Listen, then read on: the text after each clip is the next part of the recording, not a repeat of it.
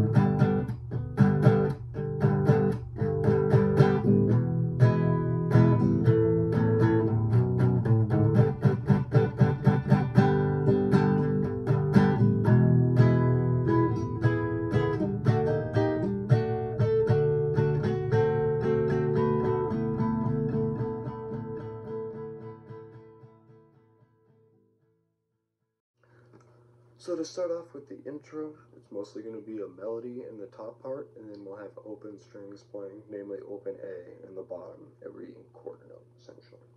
So to start off with the melody, it's the 9th fret on the G string, and there will be a tab up top here. It goes like this.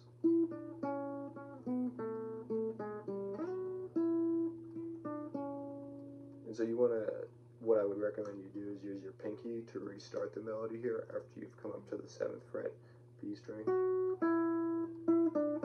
does involve a little bit of a reach here, but it makes it easier to restart.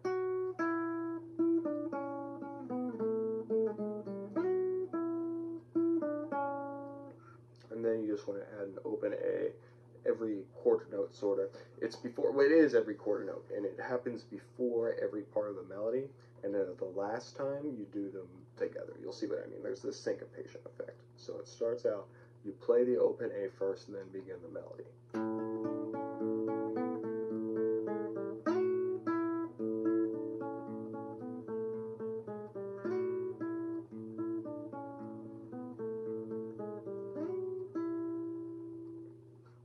And alternatively, it switches between this each time it repeats the intro. Instead of going just 7-5 at the end, you can go up to the E string like that, just a little extra flourish. And that's the whole intro. It just swaps between those two things. Usually it goes through about twice, and then it goes into the verse. And the verse should be one of the ones where you do the flourish at the end, and then it goes into the verse. So starting with the verse, it has an open A, sort of. You're going to bar the top 4 strings instead of how you normally play it, and then use your pinky on the 5th fret here. And that's going to be forming the melody of the song. It will descend 5th to 4th fret, and then it'll just be your barred finger. So and then there's a transition from this barred chord to A major. And it's tough when you practice. Then it goes to D for about 2 strums, and we slide up to a B minor 7 with a little hammer on the 9th fret, and it goes down here to a B major 7, and we play it like this. Instead of normally like this is how you would play B major 7, but we play it like this so that you can have the pinky and the top doing the same melody as before again.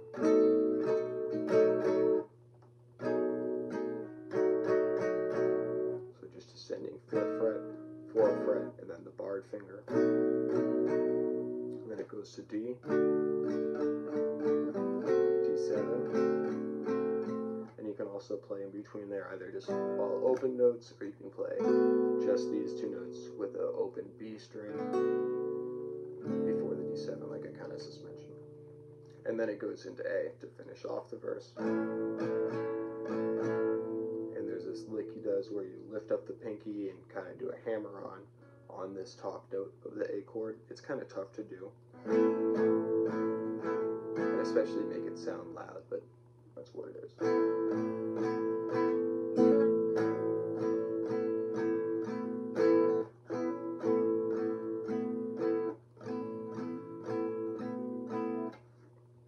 And then the whole verse just repeats.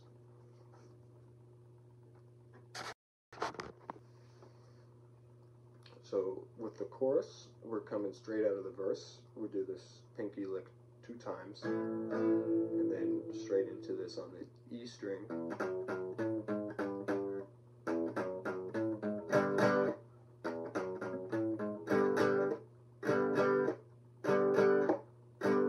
This is a G major chord, and it's like 1 2 1 2 3 4 1 2 1 2 to an E major, and then to an A major. That repeats one more time.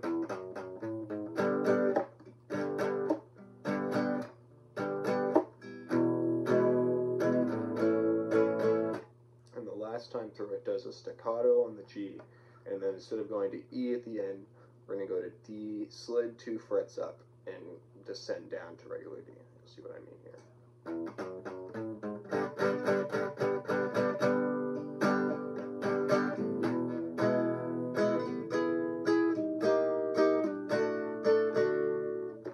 So we chromatically descend. There's another lick. And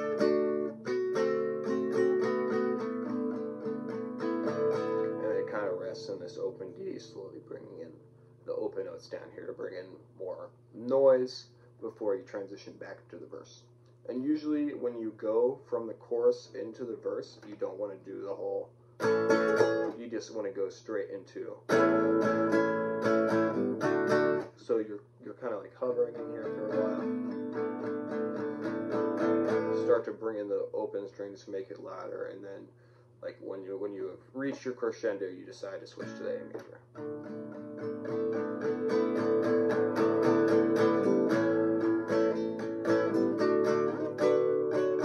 Something like that. Except for the outro.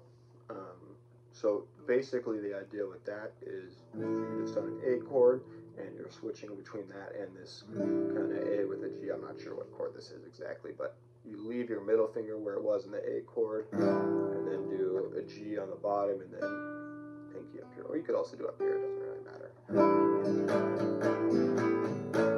And you switch between those for a while, and then do that maybe 4 times, and then after you've done that, as you feel it is enough, you switch to, instead of doing that whole transition, just bring your pinky down to the G like this, and kind of do just down strums to emphasize the G. And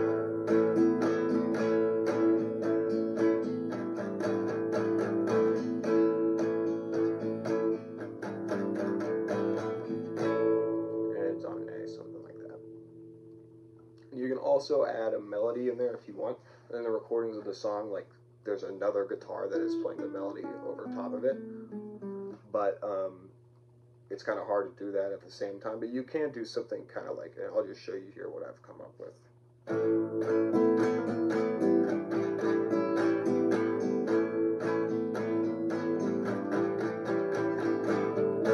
So I lift up my pinky, 2 strums for that, and then onto the G string, 5th fret, still holding the rest of, or not 5th fret, 3rd fret. Still holding the rest of the A shape. Then this kind of, only keep this note for like a little bit because it's pretty dissonant, but it does add a lot more motion to it. And then into this G chord shape. Use my finger to get the B note under there. But that's optional. You really don't have to do that. It doesn't exactly sound like how the outro sounds. If you just really want to have a melody in the outro, you can do that as well. And then, of course, but at the end, still it switches to, there is no melody at the end. It's just, regardless of whether or not you choose to have the melody in the first part of it. And that is the song in its entirety. So like I said, that's everything.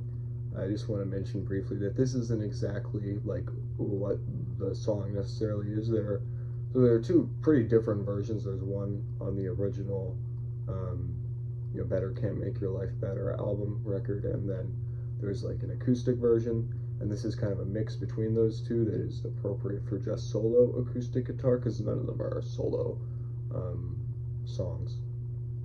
And so it's not exactly how it is really in either song, but I tried to make it as faithful as I could for most of the parts. So hopefully you also agree that it is close enough for the most part, and enjoyed, or at least were able to get an idea of how to play the song from this. So thank you guys for watching. If there are any questions or anything you have, it wasn't clear, just let me know in the comments below, and I'll be sure to answer anything like that. But yeah, thank you guys for watching.